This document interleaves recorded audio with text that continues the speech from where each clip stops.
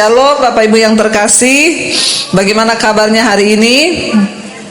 Luar biasa, karena kita punya Tuhan yang luar biasa. Apapun keadaan kita, ya kita katakan luar biasa. Kenapa? Karena Tuhan itu yang luar biasa. Nah, hari ini tema firman Tuhan yang diberikan dari gereja adalah Yesaya 59. Kita baca mulai dari ayat yang pertama, saudara, ya. Yesaya 59 ayat 2 sebenarnya, tapi saya pengen kita baca satu perikop. Kita baca bersama, 1, 2, 3. Sesungguhnya tangan Tuhan tidak untuk, dan pendengarannya tidak kurang tajam untuk mendengar. Ayat yang kedua berkata di sana, tetapi yang merupakan pemisah antara kamu dan Allahmu ialah, dan yang membuat dia menyembunyikan diri terhadap kamu sehingga ia tidak mendengar ialah segala dosamu. Ayat yang pertama, coba kita balik dulu ke ayat yang pertama, saudara. Mari kita pahami bersama. Saya banyak menemukan orang Kristen yang berkata, Bu, saya itu udah doa loh, saya itu udah puasa loh, Bu, saya itu sudah melakukan ini dan itu, tapi kenapa saya belum menerima jawaban? Yang pertama yang harus kita mengerti, firman Tuhan, Alkitab berkata Tuhan tetap Tuhan. Dia berkuasa, yes. Dia sanggup menjawab doa kita, amin. Dia sanggup mengubah keadaan kita, pasti. Makanya firman ini berkata, sesungguhnya Tuhan tuh nggak pernah berubah. Tangan Tuhan tidak kurang panjang. Ya, dia sanggup menjamah, dia sanggup melakukan segala perkara yang dia mau. Ya, dan dikatakan tangan Tuhan itu tidak kurang panjang untuk menyelamatkanmu dari segala dosa, dari segala pergumulan, segala tantangan, dan juga pendengarannya tidak kurang tajam untuk mendengar. Sekalipun banyak orang Kristen itu yang nggak tahu diri, sorry ya. Ya, Tuhan tuh nggak dengar doa saya. Tuhan mau dibilang tuli loh. Saya tuh yang pertama marah kalau ada orang Kristen yang bilang Tuhan tuh nggak dengar loh, Bu, doa saya. Saya mau tanya, Tuhan dengar nggak? Enak aja ngomong Tuhan nggak dengar. Tuhan itu dengar. Jangan pernah ada yang bilang Tuhan tidak mendengar doa saya. Saya baptis ulang, saya rendam 20 menit. Bahkan nggak usah suara hati. Alkitab bilang bahasa air mata juga Tuhan tahu.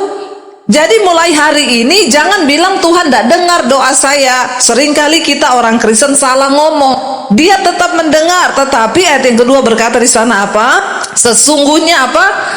Ayat yang kedua tolong, tetapi yang merupakan pemisah antara kamu dan Allahmu ialah segala kejahatanmu, dan yang membuat dia menyembunyikan diri terhadap kamu ialah sehingga ia tidak mendengar ialah segala dosamu.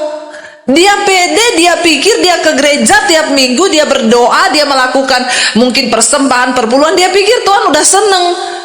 Ternyata dia tidak sadar, dia tidak tahu, dia begitu pede mengatakan Tuhan beserta dia. Ternyata Alkitab berkata dia dengan Tuhan hubungannya terpisah. Hal pertama yang membuat hubungan kita dengan Tuhan itu rusak adalah kejahatan. Sehingga itu yang menyebabkan Tuhan menyembunyikan diri terhadap kita, dan dia tidak mau menjawab doa kita ialah karena segala dosa dan pelanggaran kita. Karena itu jangan anggap enteng dosa dalam hidup kita. Mungkin ada yang berkata, saya tidak selingkuh loh, Bu, saya tidak berzinah loh, Bu, tapi engkau masih punya kepahitan di hati, suka lihat orang susah, ya, senang lihat orang susah, susah lihat orang senang. Nah, itu dosa. Ya, kalau lihat orang senang dia susah, tapi kalau lihat orang susah dia senang. Ini dosa, saudara. Nah, saudara bayangkan kalau hidupmu terpisah dari Allah, ada damai enggak? Enggak mungkin, stres kau. Orang yang terpisah dari Tuhan tuh stres. Paling enak tuh hidup dekat dengan Tuhan. Paling enak tuh saya nih, paling enak nyanyi sedikit nangis, merasakan Tuhan, baru nyanyi refnya toh udah air mata keluar. Mau di mobil, mau di pesawat, mau di mana aja. Iya, tapi orang yang jauh dari Tuhan, makanya saya tuh banyak ngomong, orang datang konseling, Bu, saya kok nggak pernah rasain Tuhan ya, Bu, saya udah doa, saya udah gini, nggak bisa loh, Bu, saya jauh dari Tuhan. Ya coba koreksi. Jangan sampai ada dosa yang akhirnya menyebabkan engkau terpisah dari Tuhan. Jangankan berharap mengalami mujizat, kita ngalami hadirat Tuhan aja udah susah kalau hidup kita terpisah dari Tuhan, apalagi mengalami mujizat. Jauh saudara. Mari kita sungguh-sungguh berdoa hari ini, cek di hidup kita. Karena ayat ini berkata, dosamu, kejahatanmu lah yang memisahkan hubunganmu dengan Tuhan. Ya, dan dosamu itu yang menyebabkan dia tidak mau mendengar. Tuhan tuh mendengar tapi dia nggak mau jawab. Kenapa? Karena ya dosamu itu yang menjadi penghalang. Karena Allah itu kudus, kita berdosa nggak mungkin bisa bersatu. Ayat yang ketiga berkata di sana, ayat yang ketiga kita baca, sebab tanganmu cemar oleh darah dan jarimu oleh kejahatan, mulutmu mengucapkan dusta, lidahmu menyebut-nyebut kecurangan. Saudara, dosa itu selalu hukumnya maut. Saudara, Alkitab firman Tuhan berkata, kebenaran itu meninggikan derajat bangsa, tetapi dosa menimbulkan noda bangsa. Karena kebenaran itu mengangkat derajat hidup seseorang, derajat hidup kita, derajat hidup keluarga kita. Bahkan firman Tuhan bilang kebenaran ya mengangkat derajat, meninggikan derajat sebuah bangsa. Tuhan itu murka dengan dosa, saudara. Jangan anggap enteng. Sampai satu kota Sodom dan Gomora dihancurkan, dibinasakan. Kenapa? Dosa. Terjadi perselingkuhan di situ, homoseksual, lesbian. Nanti kalau sudah dianggap biasa, ya udah jadi biasa. Dosa itu tidak akan menghasilkan apa-apa, apalagi damai sejahtera. Orang yang hidup dalam dosa nggak mungkin hidupnya damai. Dengar baik-baik, kenapa Tuhan mau kita ini buang semua dosa? Supaya hidupmu itu damai. Yesus sudah kasih kita ini damai. Yesus bilang, aku tinggalkan damai sejahteraku padamu. Damai itu melampaui segala akal pikiranmu. Tetapi dosa itu adalah pencabut damai sejahtera. Makanya jangan hidup dalam dosa. Bapak-bapak yang punya kepahitan, engkau hidup pahit itu tidak akan damai hidupmu. Yang pahit sama anak, pahit sama menantu, ya pahit sama semua orang, pahit sama keluarga, pahit. Ya, jangan saudara. Mari kita hidup Tuhan. Kalau ada di hatiku ini sesuatu yang belum berkenan, engkau masih melihat ada kepahitan, ada apapun, Tuhan ambil itu semua dari hidupku. Aku mau sungguh-sungguh hidup di dalam perkenanan Tuhan. Biar itu saudara yang akan menjadi kita ini, membawa kita sungguh-sungguh kepada Tuhan. Coba kita baca ayat yang selanjutnya.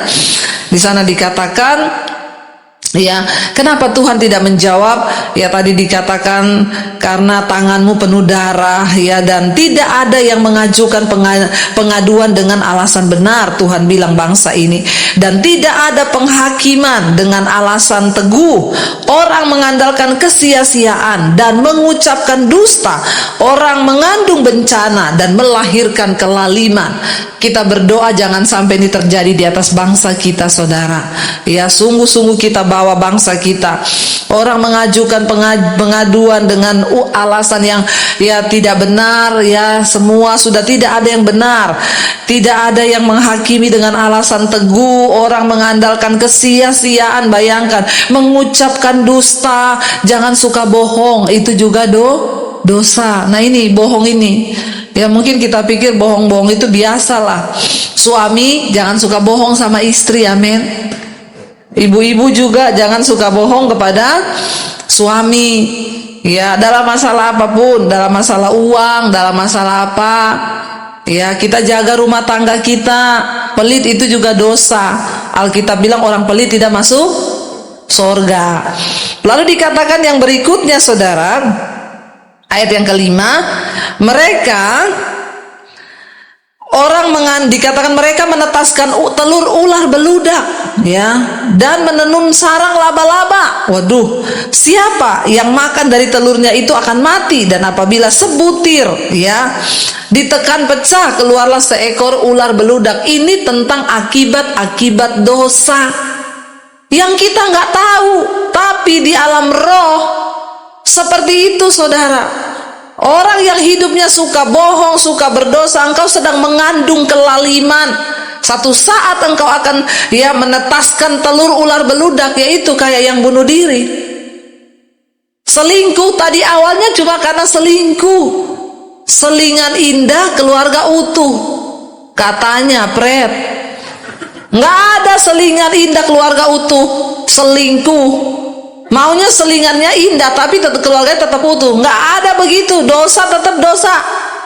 Jangan main-main saudara, karena iblis itu ini yang dikatakan di sini, menenun sarang laba-laba, menetas, dia mengandung kelaliman, menetaskan telur ular beludak. Ya, satu aja ditekan pecah, keluar seekor ular beludak. Hati-hati, dosa kecil bisa berubah menjadi sesuatu yang mematikan. Lalu ayat yang berikutnya, ayat yang ke-6, di sana dikatakan, sarang yang ditenun itu tidak dapat dipergunakan sebagai pakaian, dan buatan mereka itu tidak dapat dipakai sebagai kain. Perbuatan mereka adalah perbuatan kelaliman, dan yang dikerjakan tangan mereka adalah kekerasan belaka. Apa artinya? Dosa itu tidak akan berguna apa-apa. Tenunannya tidak dapat dipakai, tidak dapat dipergunakan sebagai pakaian. Dosa ditenun dan buatan mereka itu tidak dapat dipakai sebagai kain. Artinya apa? Dosa itu tidak ada gunanya dalam hidup manusia, itu nggak ada. Yang ada itu malah dikatakan di sana, satu saat akan menetas, membunuh kita sendiri. Saudara yang terkasih, kalau kita mau mengalami Tuhan dalam hidup ini, kalau kita mau mengalami doa-doa kita dijawab, hubungan kita dengan Tuhan itu dekat, mari kita bereskan sebelum dosa-dosa yang kecil tadi berubah menjadi sesuatu yang buas seperti ular-ular beludak ini. Mari sebaiknya kita introspeksi diri. Kita mau bilang, Tuhan, biar Engkau lihat apa yang ada di hati kami, apa yang ada di hidup kami. Kami mau sungguh-sungguh Tuhan datang kepada Tuhan. Kami mau sungguh-sungguh meminta untuk Tuhan turut bekerja. Bilang pada Tuhan, Tuhan ambil semua yang tidak berkenan. Karena ini penting, kita bereskan hidup kita, buang semua yang tidak berkenan, supaya kita boleh mengalami yang namanya perkenanan Tuhan di dalam hidup kita. Aku sesakan hidupku betapa